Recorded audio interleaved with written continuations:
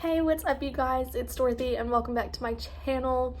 If you are new here, thank you for stopping by. Don't forget to give this video a big thumbs up. Comment down below what you want to see in the future. Click that subscribe button and turn on my post notifications. That way you can get notified every time I post about whatever book we are reading. I'm sorry, my dog just woke up from his little nap and is now giving me some love. In today's video, we are going to go into chapter 37 of A Good Girl's Guide to Murder by Holly Jackson, so let's get right into it. This video may contain foul language and sensitive topics. If you do not wish to continue, please click off of the video now. You have been warned. Alrighty. Chapter 37 of A Good Girl's Guide to Murder by Holly Jackson.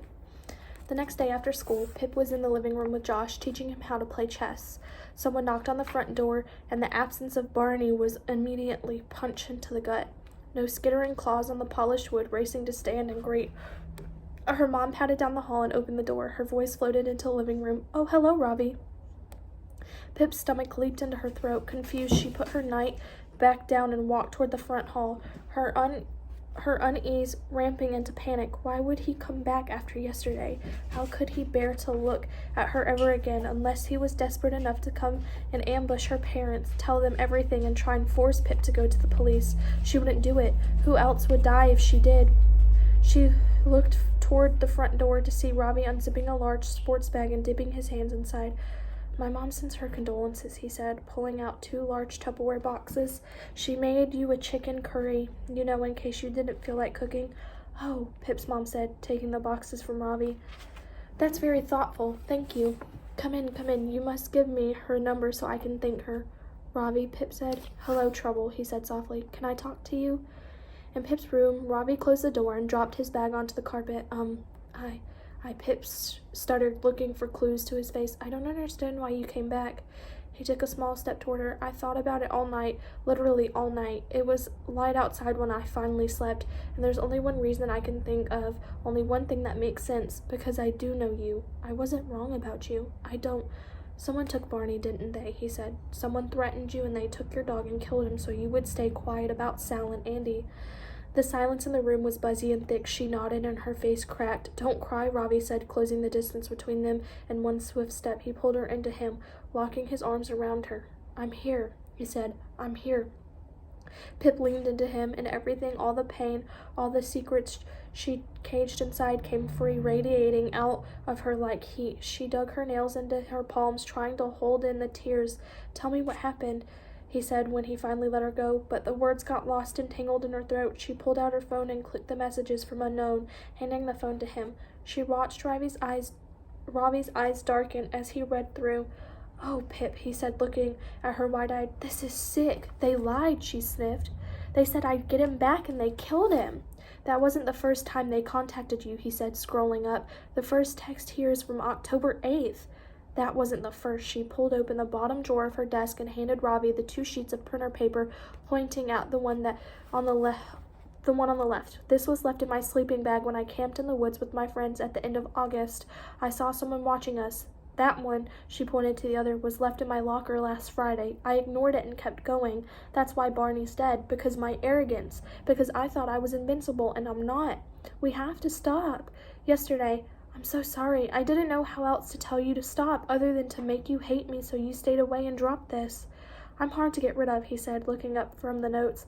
"And this isn't over." "Yes, it is." She took them back and dropped them onto the desk. "Barney's dead, Robbie. And who will be next? You? Me? The killer's been in here, in my house, in my room. They read my research and typed a warning on my computer.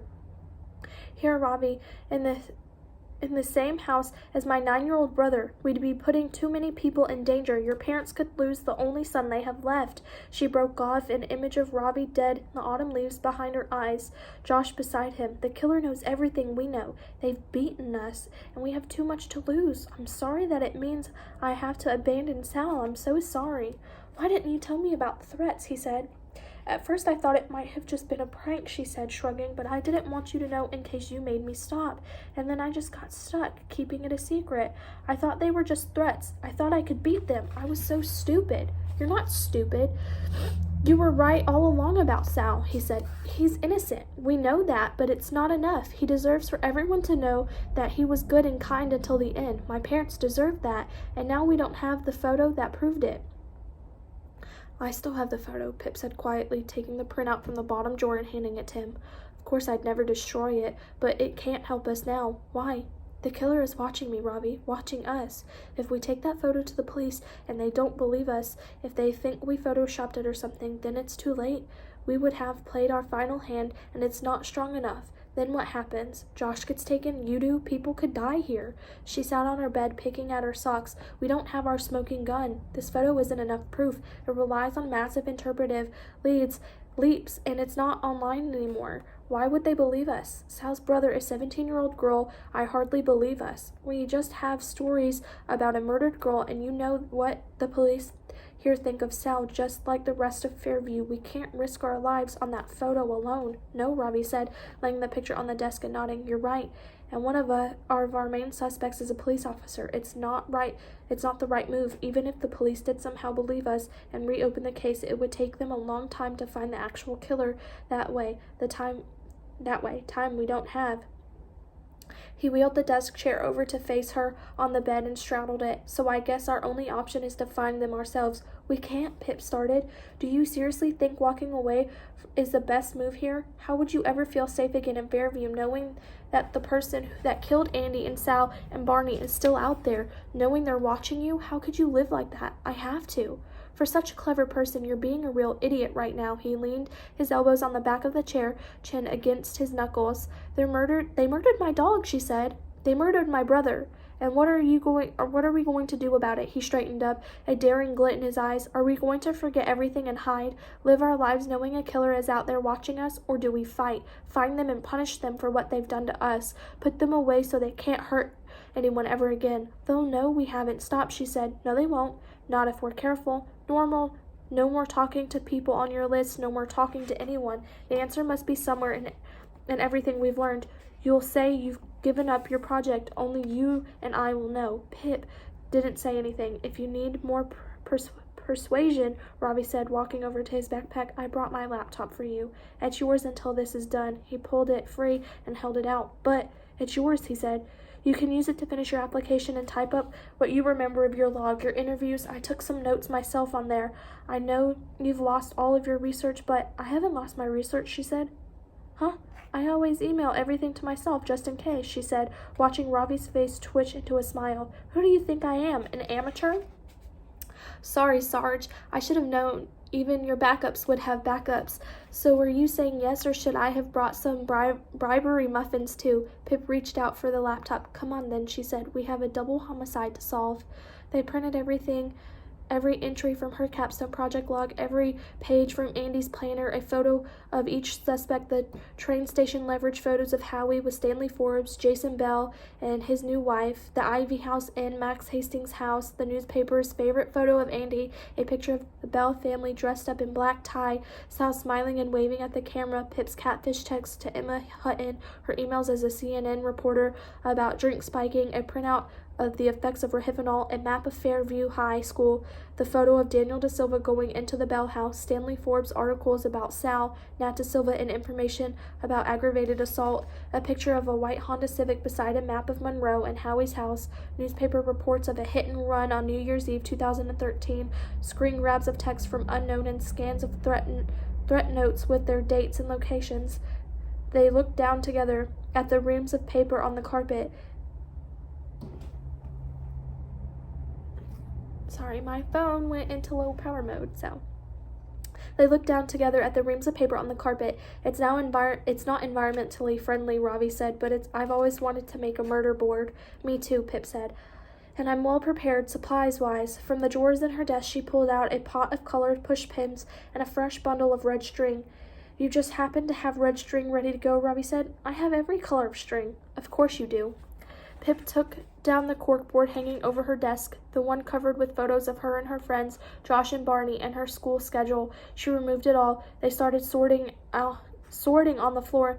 They fastened the pages to the board with flat silver pins, organizing each page around the relevant person in huge colliding orbits. Andy and Sal's faces are in the middle of it all. They had just started making the connection lines with the string and multicolored thumbtacks when Pip's phone rang. A number not saved in her phone. She pressed the green button. Hello? Hi, Pip, it's Naomi. Hi, that's weird. You're not saved in my phone. Oh, it's 'cause I smashed mine, Naomi said. I'm using a temp until it's fixed. Oh, yeah, Kara said. What's up? I was at my friend's house this weekend, so Kara only just told me about Barnes. I'm really sorry, Pip. I hope you're okay. Not yet, Pip said. I'll get there. And I know you may not want to think about this right now, she said, but I found out my friend's cousin studied English at Columbia. I thought maybe I could see if he'd email you about the school and interview and stuff if you wanted. Actually, yes, please, Pip said. That would help. I'm still struggling with my essay a little. Okay, cool. I'll ask her to reach out. Early decision deadline is soon, right? Yep, in 3 days. You'll get it done. I know you. Okay, Ravi said when Pip had hung up the phone. Our open leads right now are the Ivy House Inn, the phone numbers scribbled out on Andy's planner. He pointed to its page, and the burner phone, as well as knowledge of the hit and run and access to Sal's friends' phone numbers and yours. Pip, maybe we are overcomplicating this. He stared up at her. As I see it, these are all pointing to one person, Max. Let's just focus on the definites here, he said. No ifs or maybes. He's the only one with direct knowledge of the hit and run. True. He's the only one here who had access to Naomi's, Millie's, and Jake's phone numbers and his own. Nat and Howie could have. Yeah, could have. We're looking at definites. He shuffled over to Max, the Max side of the board. He says he just found it, but he has a naked picture of Andy from the Ivy House, so he was probably the one meeting her there. He bought rohypnol from Andy, and girls were getting spiked at Calamities. He's probably assaulted them. He's clearly messed up, Pip. Ravi was going through the very same thoughts she struggled with, and Pip knew he was about to run into a wall. Also, he carried on. He's the only one here we know definitely has your phone number. Actually, no, she said. Nat has it. When I tried to phone interview her, Howie has it too. I rang him when trying to identify him and forgot to withhold my number. I got Unknown's first text soon after. Oh, and we know that Max was at school giving a statement to the police at the time when Sal disappeared. Ravi slumped back. We must be missing something. Let's go back to the connections, Pip. Pip shook the pot of pins at him. He took them out and cut off the links of red string. Okay, he said. The two De Silvas are obviously connected, and Daniel De Silva with Andy's dad, and Daniel also with Max because he filed a report on Max's crashed car and might have known about the hit and run. Yes, she said, and maybe covered up drink spiking. Ravi wrapped the string around a pin and then pressed it in, hissing when he stabbed himself in the thumb and a tiny bubble of blood burst through. Can you stop bleeding all over the murder board, please? Pip said. Ravi pretended to throw a pin at her. So Max also knows Howie, and they were both involved in Andy's drug dealing, he said, circling his finger around their three faces. Yep. And Max knew Nat from school, Pip said, pointing, and there's a rumor she had her drink spiked as well. Lines of red fraying string covered the board, now webbing and crisscrossing each other. So basically, Ravi looked up at her. They were all indirectly connected with each other, starting with Howie at one end and Jason Bell at the other. Maybe they all did it together, all 5 of them. Next she'll be saying someone has an evil twin.